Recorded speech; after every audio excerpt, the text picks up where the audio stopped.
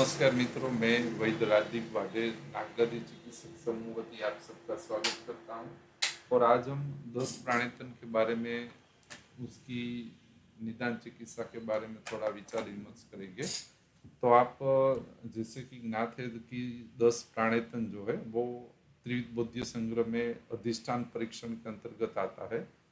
और जो शंखोदो मर्मत्रयी कंठ रक्त शुक्र ओज और गुद, ये 10 प्राणितन है। और उसमें आपको निदान और चिकित्सा के अंतर्गत क्या क्या देखना चाहिए वो हम देखेंगे।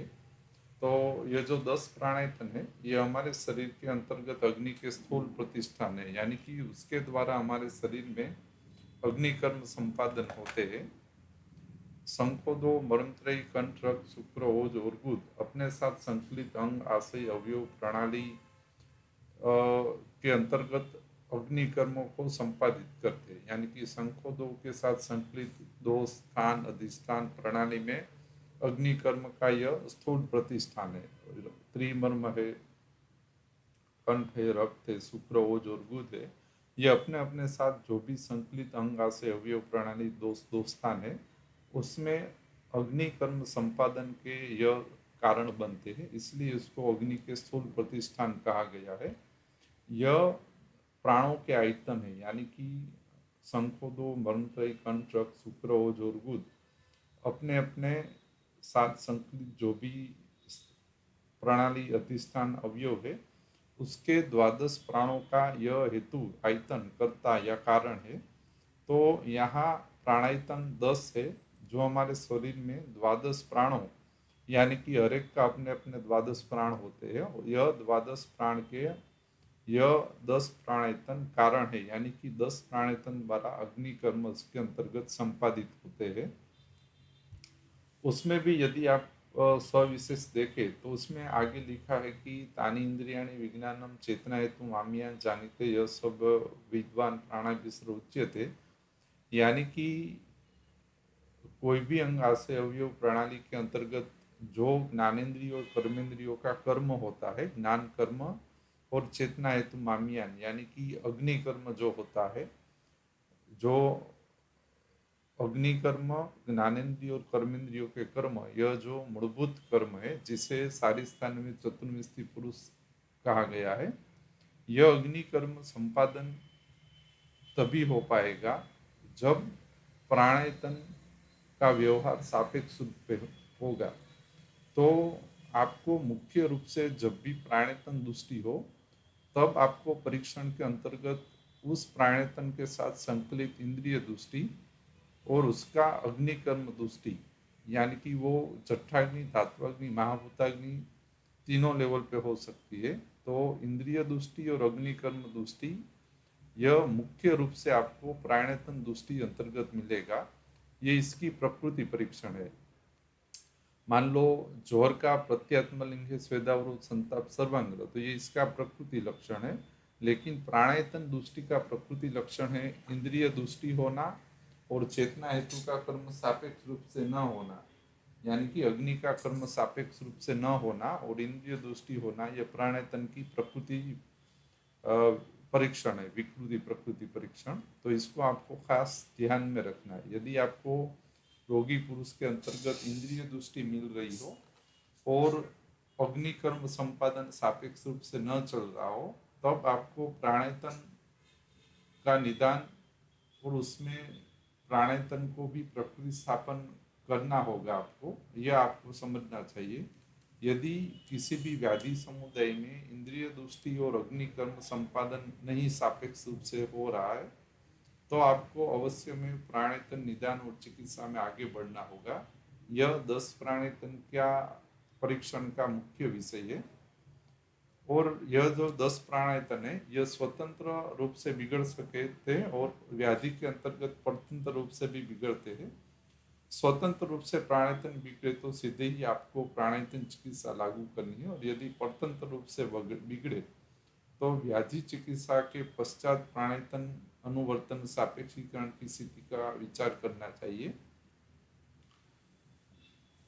इसमें डिटेल में लिखा है कि प्राणायतन में क्या मिलेगा। यदि प्राणायतन दृष्टि में लिखा है कि इसमें एक तो इंद्रिय विज्ञान विकृत होना, यानी कि ज्ञानेन्द्रिय कर्मेंद्रिय का कर्म न हो पाना, और दूसरा चेतना हेतु का आमियान, यानी कि अग्नि कर्म द्वारा जो जो कर्म संपादित होना चाहिए वो कर्म संपादित न होने से जो विकृति समुदाय उत्पन्न होते हैं उसका लक्षण समुदाय आपको मिलना, यह प्राणायतन दृष्टि परीक्षण है। तो यह आपको अभ्यास से, संकलन से, निदान, आपको जितना आप अभ्यास करोगे उतना यह आपको ज्ञात होगा, वरना यह ज्ञात करने में आपको दिक्कत आ सकती है।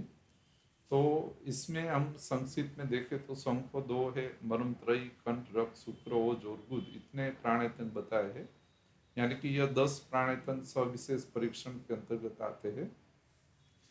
तो ये जो शंखो द्वो है, यह सद्य प्राण और मर्म है, अस्थि मर्म है, और यह प्राणों के धारक है। लेकिन किसके, तो के शंखो द्वो, यानी कि यह आकाश और वायु वर्गीय हमारे शरीर में उत्पत्ति, स्थिति और विसर्जन तक जितनी भी प्रणाली कार्य करती है, आकाश और वायु वर्गीय इंद्रिय है, उसमें उसका प्राणायतन शंख द्वो है। यानी कि आकाश और वायु वर्गीय उत्पत्ति, स्थिति, विसर्जन का अग्निकर्म यदि नहीं हो रहा है और आकाश वायु वर्गीय इंद्रिय विकलता आ रही है, तो आपको शंखो दो प्राणायतन का विचार करना चाहिए। ये इसकी मुख्य धारा है। इसके अंतर्गत आता है आकाश, वायु, हस्तपात, कर्ण, स्पर्श इंद्रिय, यानी कि वात दोष की उत्पत्ति, स्थिति, विसर्जन तक के कर्म, प्राणवायु स्रोतस, अस्थिवायु स्रोतस, प्राण और अस्थि धातु के अग्निकर्म, आकाश वायु महाभूताग्नि के अग्निकर्म, और हस्तपात, कर्ण, स्पर्श इंद्रिय के प्राकृत कर्म, इतना संकोदो प्राणायतन के आश्रित है। यह इतने को बिगाड़ सकता है। संकोदो यह संकलित स्थिति में आता है। तो यदि मान लो आपने किसी भी व्याधि या रोग समुदाय की चिकित्सा की, लेकिन आपको संकलित वात, पित्त, कफ या संकलित दोष का अग्नि कर्म, इंद्रिय कर्म या महाभूताग्नि कर्म नहीं मिल रहा है, तब आपको संको दो के अंतर्गत जठराग्नि, धात्वाग्नि और महाभूताग्नि, यानी कि संखो दो के साथ जितने भी अंग, आशय, अवयव, प्रणाली, दोस्तान जुड़े हुए हैं, उसको 3 विभाग, यानी कि जठराग्नि आश्रित विभाग, धात्वाग्नि आश्रित विभाग और महाभूताग्नि आश्रित विभाग, इसके अंतर्गत विभाजित कर देना है। और तद अनुसार जठराग्नि, धात्वाग्नि और महाभूताग्नि आश्रित वायु या अपने अपने जो अस्थि प्राण आदि है, उसको, उसकी जो अग्निगत चिकित्सा है उसको लागू करने से यह प्राणायतन अपने सापेक्ष रूप में आएगा। जैसे कि इसमें कहा है कि वायु की धातु प्रकृति कर्म, उत्पादक प्राण और अस्थि का जठराग्नि आश्रित भाव यदि बिगड़े, तो उसमें मात्र और मात्र जठराग्निगत की वायु आश्रित चिकित्सा आपको लागू करनी है। यदि अस्थि धात्वाग्नि और अस्थि वायु स्रोतस का धातुगत भाग बिगड़े तो आपको इसकी धात्वाश्रित चिकित्सा लागू करनी है। और यदि महाभूताग्नि बात बिगड़े तो आकाश और वायु महाभूताग्नि की चिकित्सा करें, इंद्रिय संशुद्धि कल्प और सिद्धि स्थान अनुसार दे, और रसायन और वाजीकरणों का उपयोग करें। इससे संघ प्राणायतन की अग्नि और इंद्रिय आश्रित दृष्टि दूर होके संकलित अंग, आशय, अवयव, प्रणाली अपने सापेक्ष कर्म अनुवर्तन से जुड़ जाएंगे। तो यह संकलन बताया गया है। लेकिन यह संकलन में आप उसको विस्तार करके ज़्यादा इसको बढ़ा के आप देख सकते हो, लेकिन यह आपके अभ्यास हेतु संकलित किस तरह से हमें करना चाहिए उसकी संक्षिप्त मूलवनी दी गई है। इसके बाद आता है त्रिमर्मीय। तो इसमें 3 है, हृदय, सिर और बस्ती। तो हृदय आश्रित भाव, सिराश्रित भाव और बस्ती आश्रित भावों को जठराग्नि, धात्वाग्नि और महाभूताग्नि इसे विभाजन करके आपको सोचना चाहिए। जैसे कि हृदय उत्पत्ति प्रक्रिया का मुख्य प्राणायतन संचालक है, सिर स्थिति या धात्वाग्नि का मुख्य संचालक प्राणायतन है, और बस्ती महाभूताग्नि का मुख्य संचालक और प्राणायतन है।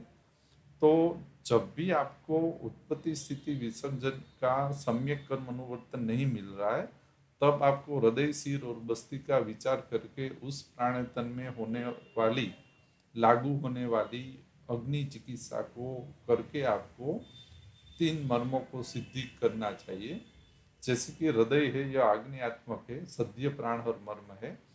उसके साथ प्राण, समान, उदान, शुक्र, ओज, स्पर्श विज्ञान, मन और रस इतना जुड़ा हुआ है। यह प्राण और रस वायु स्रोतस का उत्पादक मूल है। और इंद्रिय विज्ञान में षडंग विज्ञान, यानी कि इंद्रियों को अपने कर्मों के साथ उत्पत्ति ज्ञान कर्म के साथ जोड़ने वाला यह हृदय है। तो मान लो इतने इतना संकलित अंग, आशय, अवयव, प्रणाली, यह स्रोतस या इंद्रियों में सडंग विज्ञान नहीं स्थापित हो रहा है, तब आपको हृदय का विचार करना चाहिए। उसमें भी आपको यह सभी अधिष्ठानों को जठराग्नि, धात्वाग्नि और महाभूताग्नि ऐसे विभाग में विभाजन करके जठराग्नि की चिकित्सा, धात्वाग्नि की या तो महाभूताग्नि की चिकित्सा लागू करके अग्निकर्म स्थापन करना चाहिए। फिर वायु महाभूताग्नि की चिकित्सा लागू करें, इंद्रिय संशुद्धि करें और रसायन और वाजीकरण का उपयोग करने से हृदय प्राणायतन सम्यक कर्म अनुवर्तन से जुड़ जाता है। तो यह संक्षिप्त मूलवनी हमने बताई है जो आपको निदान और चिकित्सा में उपयोगी होगा। इसके बाद सिर है, तो सिर के साथ भी इस तरह से संकलनात्मक स्थिति आपको अभ्यास करके आगे बढ़ना है। उसी तरह से बस्ती आता है, और बस्ती में भी आप देखें तो बस्ती भी सद्य प्राण हर मर्म है। और इसके साथ संकलित में मूत्र और क्लेद आता है। इसमें भी मूत्रवायु स्रोतस के प्राकृत कर्म अनुवर्तन का यह मुख्य आधार है। और यह महाभूताग्नि मल पाचन और मल विसर्जन कर्मों का मुख्य आधार बस्ती है। तो यदि अग्नि बस्ती प्राणायतन बिगड़े, यानी कि मल पाचन मल विसर्जन प्रक्रिया विक्षेपित हो गई हो, तो उसको जठराग्नि, धात्वाग्नि और महाभूताग्नि ऐसे 3 चरण में विभाजित कर देना चाहिए। और तद अनुसार आपको अग्नि चिकित्सा लागू करें, जल महाभूताग्नि की चिकित्सा लागू करें, संकलित इंद्रिय संशुद्धि और रसायन वाजीकरण करने से बस्ती मर्म पूर्ण रूप से सिद्ध और स्थापित हो जाता है। तो यह प्राण, अन्न, उदक आदि, फिर आता है कंठ, और उसी तरह से आता है ओज, और उसी तरह से शुक्र और गुद आता है। यानी कि आपको यह 10 प्राणायतनों को अपने अपने अंग, आशय, अवयव, प्रणाली, स्रोतस के साथ जोड़ना है और उसकी जठराग्नि, धात्वाग्नि और महाभूताग्नि आश्रित चिकित्सा करनी है। महाभूताग्नि आश्रित, जठराग्नि और धात्वाग्नि आश्रित चिकित्सा करनी है, इंद्रिय संशुद्धि देनी है और रसायन वाजीकरण करने से यह प्राणायतन पूर्ण रूप से सिद्ध होकर स्थापित होते हैं। तो आपको यह प्राणायतन दृष्टि यदि मिलती है, यानी कि इंद्रिय विकृति और अग्निकर्म विकृति यदि मिलती है, तब आपको उस प्राणायतन के साथ संकलित अंगाशय, अवयव, स्रोतस प्रणाली के साथ कौन कौन सी अग्नि, जठराग्नि, धात्वाग्नि और महाभूताग्नि बिगड़ी है उसका निदान, तद उसकी चिकित्सा, इंद्रिय संशुद्धि, रसायन और वाजीकरण का उपयोग करके प्राणायतन को सापेक्ष रूप में स्थापित करना है। तो यह संक्षिप्त मूलवनी है। इससे हमें दिशा मिलती है, वांचन का, अभ्यास का हमें मार्ग मिलता है। तो यह एक हमारी दिशा हेतु यह एक संकलन संक्षिप्त में बताया गया है। यह सभी अभ्यास संकलन जो हम आपके साथ शेयर कर रहे हैं, उसका मुख्य विषय हमें वांचन की दिशा, अभ्यास की दिशा, संकलन की दिशा बताना है। तो इसमें आप आगे बढ़ने से निदान चिकित्सा में बहुधा फायदा होगा। Thank you.